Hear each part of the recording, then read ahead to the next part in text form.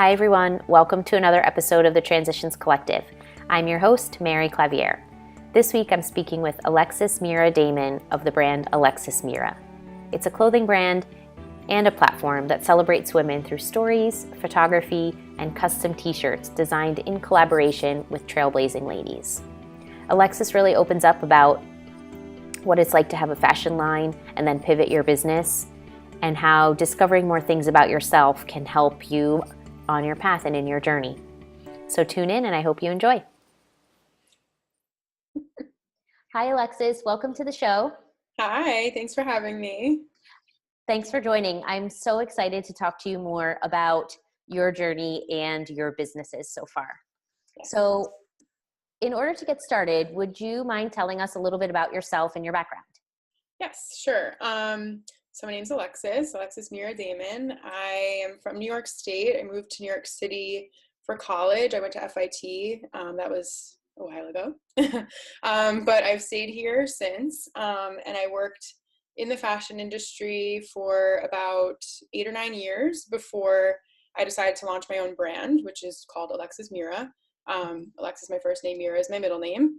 And, it's been a pretty, roller coaster type journey with ups and downs and challenges and also great wins as well.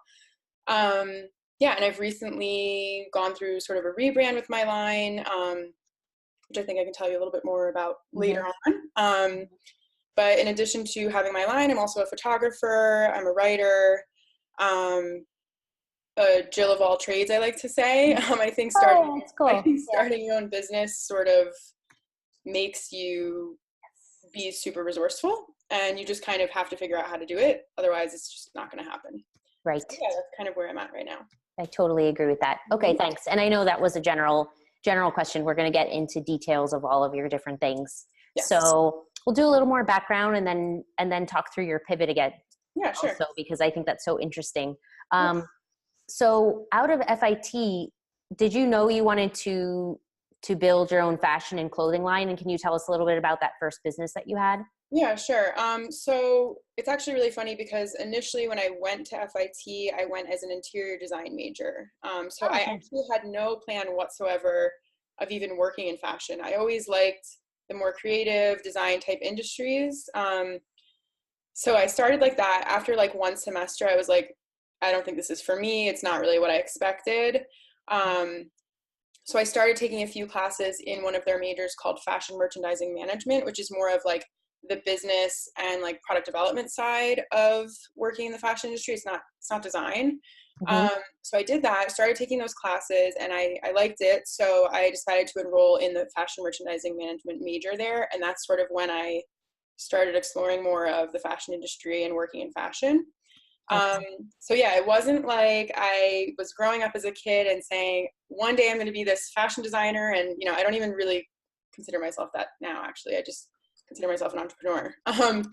But so that happened. And then, from there I started working in fashion, and that's sort of how it all panned out. And I worked mostly in product development and product management when I was working at other companies. Okay, great. So I always find it interesting because I think of people that have fashion lines and do things in fashion. It's like what they always wanted to do. So that's cool. Yeah, I think, definitely there's a lot of people like that, but I don't think that's the case for me. Yeah. Awesome. Okay. Okay. So we're going to talk about a few different areas of jumping into running a business, but your first business was a clothing line. So you were dealing with, can you talk a little bit about your clothing line and what you did? Yeah, for sure. Because product businesses are pretty specific, and I think people are always curious about those. Yeah, definitely. So Alexis Mera has gone through a lot of transitions, actually. So when I started in 2015, I launched as a loungewear line. But the whole idea behind the line was that it was sort of like ready to wear loungewear, so you could wear it outside. It wasn't like too lacy or frilly or feminine. It was a little more sporty. Okay. So after I launched, like maybe 6 months or so after, women were asking me if they could, I had like a jogger pant style, and they were asking me if they could wear them for yoga. And I was like, yeah, you can wear them for yoga. Like I wouldn't do like hot Bikram yoga in them, but you can wear them.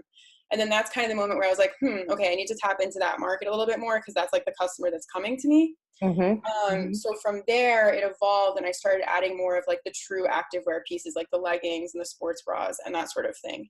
Do you want me to go into like the rebrand stuff now, or do you want to learn more, a little bit more about how I initially started? Yeah, I want to know more how you got started Yeah. with fashion and like having a product. Yeah. And then we'll So rebrand too.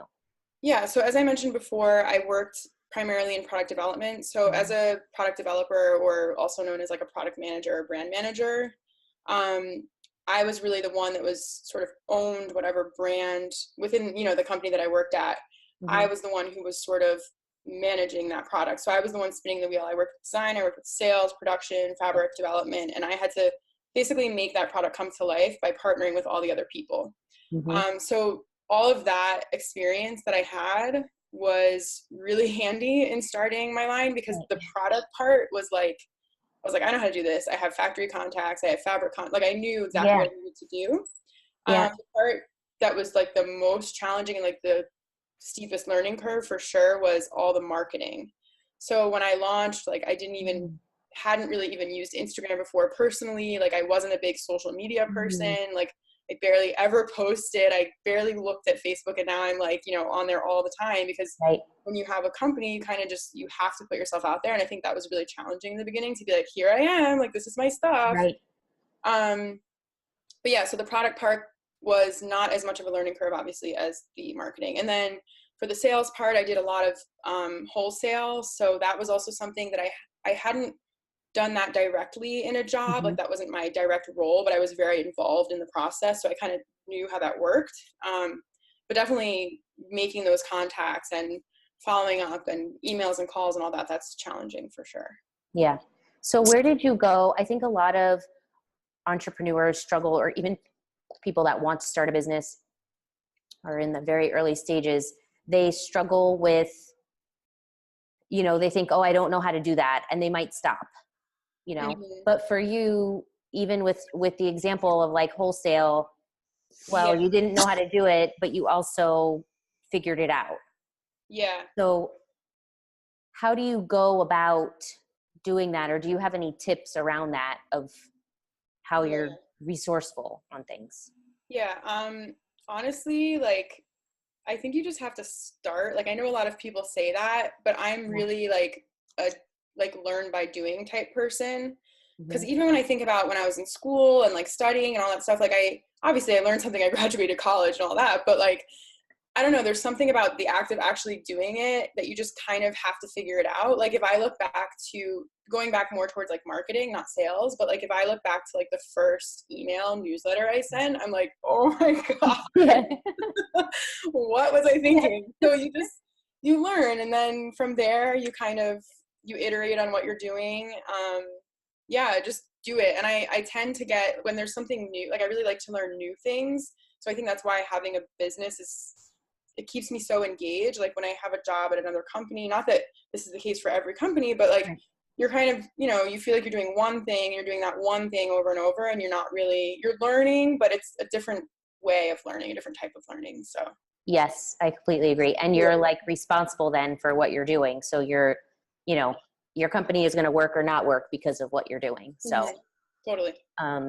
Okay, great. So then one more thing in the fashion arena before we talk about the pivoting, you happen to have the experience in product development. What would you say are those couple of actions or first steps when someone is saying like they want to launch a product? So say a fashion line, you talked about finding the fabrics, finding the manufacturer and things like that. Are there a couple of points that you would give around that? Yeah, I definitely think you want to shop the market too. Like you want to see what else is out there and where you're going to fit into that market, which I think I did some of that, but I wish I would have done more of it when I started. Because again, like being a product developer, you don't necessarily always do that market research, when you're in the job. So definitely like market research. I think in terms of factories and fabric sourcing, there's different platforms that you can use to find them. Like, I don't know if anyone's heard of Maker's Row, which is a good one to find manufacturers in the US, if that's what you're looking for. There's another one called Threefold, which is primarily overseas, but they're all like ethical, like certified ethical factories. Okay. And then in terms of fabric as well, like I had a lot of names of different mills, but also there's trade shows for fabric. So there's one called DG Expo, which is primarily US based fabric suppliers and mills. And then there's another one that's larger called Tex World, which is primarily overseas, and they require much larger minimums usually, but it depends. Yeah, so I guess those are like the first three steps, but also one part that I think is super important that, again, I didn't really have experience with because I didn't have really like a marketing background, was branding.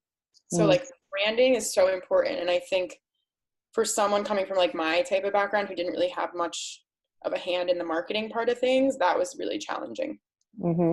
I agree. I'm right there with you on that. Yeah. I've learned a lot about branding in the last couple of years because when it's not your background and then you have to learn it. It's a lot. It's design, like psychology. I don't know. I feel like there's something else in it that it's like hard to, Yes.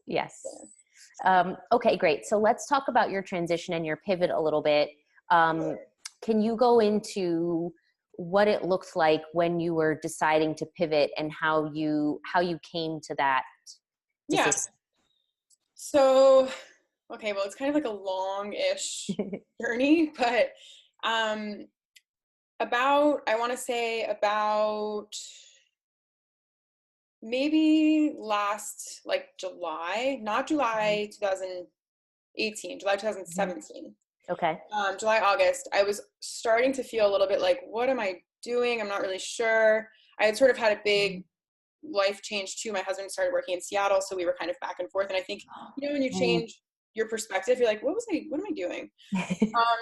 So that's when it kind of started, where I was like, is this really what I want to do? Because I was feeling, it was activewear. So, and a lot of people know, not everyone, but that it's like a very saturated category right now. Yeah. It's competitive. Like, I was trying to get into bigger retail stores, and there were, I started to feel like I was like working for them basically, because it's like they want what they want, and if you don't offer that, like you're not going to get bought basically. Which made me feel like I was kind of losing the whole idea of my brand anyway, like to begin with.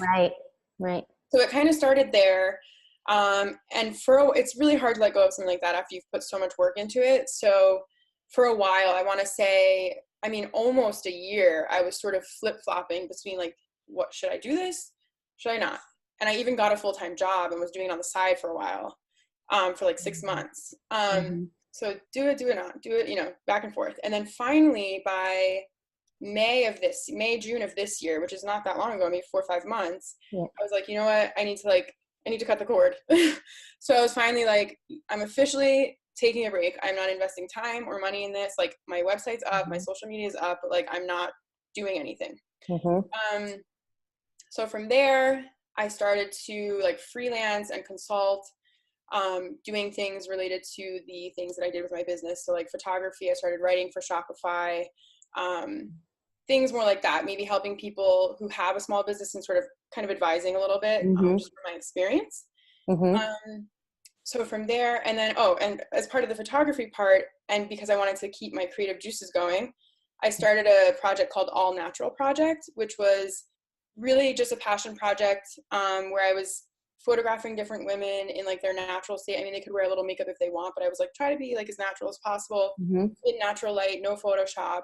And then I would take their photo and ask them what they're celebrating in life today. So it kind of just started as, just like a project. So I was doing that for a little while, not investing too much in it as well, because I was like, I don't want to burn out. Like, I've already done that once. Let me just kind of have fun with this and do my freelance consulting. And then recently, like in this October, I was, doing all these different things, the photography, the writing, advising other brands and talking with other brands about what their experience is like. And I was like thinking to myself, okay, I kind of miss what I was doing with Alexis Mera to some extent, like parts of it, like I miss creating something and like putting it out there for people to enjoy and see and use. So I was like, I started thinking, how can I combine all these things I'm doing? Like I'm writing, I'm a photographer, I have this all natural project. Like, why not just make it my brand, Alexis Mera? Like, why do I need to have all these different things? Right. Right. So that's kind of when I was like, aha, okay, not like aha moment, but I was like, okay, I can combine these things. And I decided to do a rebrand for Alexis Mera. And instead of doing activewear, now I'm just doing graphic t-shirts, but I'm designing them in collaboration with other women. So basically, we're partnering, I'm telling their story, we're designing the tee together, they go up on my blog, we're kind of cross-promoting each other, and I'm also taking all of the photos. There's that photography element as well. Yeah, so that was kind of long. It was like a very long. Well, that's okay. I think that's super important. So I think even for my audience and for other people watching, well, my audience are the people watching, but that's right. but I think the point and part of even the background for the Transitions Collective, it's like there's always a transition of something, right? So in the case of people watching, it might be transition from corporate to entrepreneur or transition of the phases of business. And I think pivoting is an important one. And the fact that you sat on it for a while and really listened to what you felt was going on with yourself, and tried to figure out like, hey, what's working for me and what's not, and how do I move forward? And I think that's a very hard thing to do. Like, it's difficult to recognize and then difficult to put into something cohesive. And that's exactly what you did. So I think it's amazing. Thank you. Yeah, it's definitely, I think I needed that moment to sort of step away, because I don't know if you experience this, but sometimes when you're just so in something, oh my goodness, you just miss stuff and you're like, wait, because I was doing graphic t-shirts before too. And I was actually partnering with like small specialty stores and doing like one-off, like custom designs. And I was like, that worked well. Why didn't I notice that before? I was like just so gung-ho on this like active wear and like these prints and this and that. You kind of miss things. So well, you were listening to your market too at the time, because you had people coming to you for something. So but it all ties together. So okay, so as you were on this journey and then you're realizing, okay, you're doing photography, you're doing the blogging, the all natural project, and kind of then getting to the t-shirt phase. So you obviously already had experience with the clothing. So did you look or did you view anything differently the second time around when you're doing clothing again? Did you approach it differently? Oh yeah, definitely. Back to that whole discussion about branding, I tried to be a lot more focused in terms of like the branding. Like if you look at my Instagram, like there's a color story. I mean, that'll sometimes veer in other directions, but just to kind of have that so people see it and they're like, okay, that's Alexis Mera. That's what it is. So there's that part. There's the whole part about inventory. I made the rookie mistake when I had my business in the beginning of buying way too much inventory, because I think you think, okay, that's cheaper if I buy more. So I'm going to buy more and make more money off of each. But then actually you're just stuck with a ton of inventory because it's like so hard to sell in the beginning when you're just starting, Right. So I definitely learned that. Like now I have a limit to like the total amount that I will stock at any time. Like it cannot go above that amount. And also because graphic t-shirts, I decided to do graphic t-shirts in the beginning at least because they're just a lot easier logistically to manufacture. The lead times are shorter. Like the print shop I work with can do them in 10 days. The minimums are smaller. It's easier to kind of turn around new designs quickly and offer something new. That's compared to leggings, you would say? Especially an activewear legging, because it has really special activewear seams, or like they're called flat lock, where it's like flat on your skin. You need a special threading, like the fabric has to be right because you don't want it to be sheer. Like there's just there's more room for production problems in that than there are in like having a graphic tee. There was what was I going to say? There was one other thing. I'm sorry, it slipped my mind. No, it's okay. I was interrupting. It was about how you how you approached it differently this time around. And so choosing the Yeah. t-shirts, choosing t-shirts because it's easier. Right, definitely. And and also this, I don't think this is what I was going to say before, but another point is that I wanted to make the brand have more of like a story that aligned all these different things that I was doing. So like with the photography, like now I mean, people knew that I was doing the photography before, but now it's sort of part of the brand, like brand Mm-hmm. positioning, like I do the photography, Right. And then also eventually I think I want to add more of like a community building aspect where I maybe do like open studio photo shoots where women can come and have their portraits taken, whether they want to wear a shirt they bought or just come and have it taken, like meet each other. The Yeah. partners that I work with on the graphics can come and meet people, and it's like a networking thing too. So Yeah. we have a lot of ideas for it. Like I also am taking it slow because again, like I said before, I Mm-hmm. don't want to burn out. Like I'm still Right. freelancing and consulting and like not putting all my eggs in one basket because Mm-hmm. it can be a lot of pressure if it's just you and your business and like nothing else. It's kind of like, all right, Yeah. well, can't let Yeah. this ship. Right. Oh, well, I think that's really, I mean, it's important that you're recognizing that and then doing what you can and using it appropriately. So yeah, so you prevent Totally. the burnout for sure. Nobody wants that. No. Um, um, so, okay, great. And I love that idea too with the community aspect because it fits into so much of what you're already doing and how you do already support brands and businesses and everything. So that's Totally. awesome. Yeah. Cool. Yeah. Okay, great. So a couple last questions.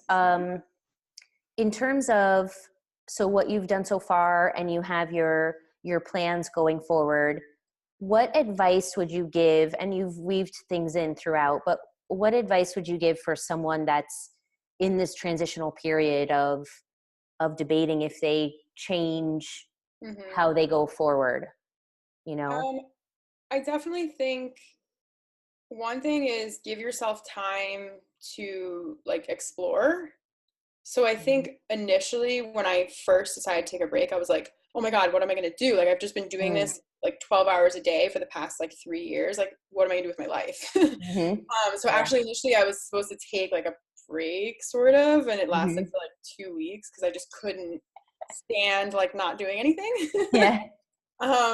So I think, yeah, let yourself take a break if you're able to, and explore different things. So after I kind of got over that phase of being like, ooh, like I have to do something, I just started kind of taking things that were coming, and I was like, okay, like I started writing for Shopify. It's not that it just came, like I reached out to someone about it, but it was something that I kind of never ever, like I never thought I'd be like a writer. Like I don't even say I'm a writer anymore. I'm like at all. I'm just like, I use Shopify. I'm a Shopify merchant. I think I have helpful things to share. So I write about them, and then the editor, chops it up. I consider you a writer though. See, people Yeah. that would just know your work. I mean, you're a writer. Yeah. So, so I just explore, like give yourself time to explore and figure out what you might want to do, and definitely give yourself a chance to like step away and kind of digest and look at things from a different angle. Yeah. So in terms of the Shopify thing, so how did you decide to even go to them if you didn't consider yourself a writer? I mean, that's like a big step. So let me think how I did that. I think when I was working on my line, I think I wrote a few articles for like Thrive Global or something, just to kind of get my brand out there, my name, and just contribute. And then I think when I decided to take a break, I know a writer who writes for Shopify, and I was like, do you think they might like want someone else to write? Like maybe I can talk to them. So she connected me with the editor, and then I spoke to the editor, and I basically, the way it worked was, I don't know if this is how it works for everyone, but for every publication, but I just had to like submit a paid trial piece. So I just submit a piece. They liked it, and I was like, all right, let's do this. And then I just continually like pitch articles to them, which I really like too, because I get to pick the topic. I mean, obviously they have to approve it. Right. But writing is definitely, I would say it's not the thing I'm best at. It's definitely, I enjoy it, and I've learned a lot about it, and I've actually learned a lot about the topics, even though they're topics I already knew stuff about, but it's like you have to research and you learn more. But yeah, it takes me a while to write the articles. Like they're research heavy. Like that's, for Shopify, it's like a resource for the merchant. Right. But yeah, I enjoy it, and yeah, it just kind of, I guess I just wanted to try something new. So, Mm-hmm. and I can do it from anywhere. And that's, Oh, my yeah. husband works in Seattle. So I was like, I can do this from anywhere. Let me try this. Right, right. Well, I Yeah, think it's important too, and that says something about you too, the fact that you're going after and like doing outreach and trying new things totally. while you're in this uncomfortable space of, well, I don't know what I'm going to do next, but let me just Yeah, see what I like and try some stuff. I think that's really important for people to know too, that, you know, if you don't try, then you don't move forward. Right. totally. Yeah, I So, think for me too, it was like, I just wanted to find a way to stay somewhat connected to like, mm-hmm. because it's not, everything that I was doing was connected to a common like retail e-commerce, like, that kind of Mm-hmm. thing. So it all Right. kind of goes together. Yeah. Right. Right. And you were using your experience and your knowledge that you already have. Yeah. That Totally. is one of the things that people advise the most is Yeah. So I go was to the sharing things that you that. already Yeah. know. Yeah. Yeah. Yeah. Yeah. Excellent. Okay. All right. So I like to ask this question to everyone that's on the show. Okay. Um, what skill from the corporate world has helped you most as an entrepreneur? It's a good question. I think going back to what we discussed before about my experience with product development, Mm-hmm. I think that the skill that helped me the most was more of like a trade skill. I don't think that there was, being able to be working as a product developer and then being able to develop a product. I don't, I can't think of one thing that was like, this is what I did every day at work that made it easier for me to be an entrepreneur. Mm-hmm. Sometimes I kind of think that that's just something that some people have and some people don't. Like, I don't mean it in like Right. there's no negative thing No, about it. everybody's different. Yeah, I think I've always, and again, like I wasn't like, I'm going to be a fashion designer. Like, I just think that I've always, even when I was like younger, was like, I want to have like my own thing. Like, I don't really know what it is. Like, I have Mm-hmm. no idea what it's going to be, but like, there's just kind of this chip on your shoulder kind of thing. I don't know. So, I mean, obviously there's organizational type things that you learn, when Mm-hmm. you have a job, or just process, in Yeah. terms of with the product development, there was a process for that. So that I learned. I mean, I'm sure I learned a ton, and maybe I can't think of, No, I know yeah. I learned a ton, but I can't think of exactly how it applies. No, but the product development is a big one because that's Yes. what gave you um, the knowledge and the structure of being comfortable with a lot of different things, Yeah, right? totally. Yeah. Of doing a lot of different things at once. Yes, for sure. So that's huge, actually, as Yeah. an entrepreneur. Yeah. No, you're right. When I don't think I noticed it at the time, but when I Right. look back on, that last job I had actually as a brand manager, I was like, wow, I really kind of, I mean, I didn't own the brand, obviously. It was a brand that we worked with, but Right. I had to own the process and make sure that everything was happening when it was supposed to happen, and the person that was supposed to be doing it was doing it, and that I was doing what I was supposed to be doing. Right. So Yeah. yeah, You have to that for do sure all of helped. that on Yeah. your own too. Yeah. All of Yeah. that and more on your Yeah. own. That for sure was a good, yeah. Yeah. Okay. And lastly, can you tell everyone where we can find you? Yes. So my brand Instagram is at Alexis Mera NYC. Mhm. And my website is alexismera.com. Excellent. And I We have will put others all of too, that. but I think we'll just stick with one. Okay. Right. You have multiple. That's Yeah, fine. We can, if you have others that you want to share, we can put them in the show notes too. it's fine. Yeah. Okay. Okay. Cool. Well, thank you so much for being on the show, Alexis. This was great and very informative and helpful. So I really appreciate it. Thank you for having me. I Okay. appreciate it too. Yeah. No, great. Okay. Talk to you later. Bye. Bye. Bye. Hi, everyone. I hope you enjoyed that interview with Alexis. I thought she gave some great information around having a fashion line, what she learned when she went after it again the second time around, especially around inventory. Handling product-based businesses are their own animal, as we know. And just the fact that she took the time and took the breaks that she needed to be able to get to where she is today. So I think that's something important to stress, and I probably bring it up often, but I feel passionately about it. And that is that it's important to just keep going. Even, you want things to be perfect right from the beginning, and they're just not going to be. So just keep going and take another step and take another step, and it evolves over time. And I love that she shared the different parts of her transition in how she pivoted to where she is today. So if you'd like to learn more about Alexis, I'll have the links in the show notes. If you want to reach out, please reach out anytime, mary@thetransitionscollective.com. And we're launching the membership community coming up in March of 2019. So if you'd like to hear more about it, please go to thetransitionscollective.com/community. Thanks, and talk to you soon. Bye.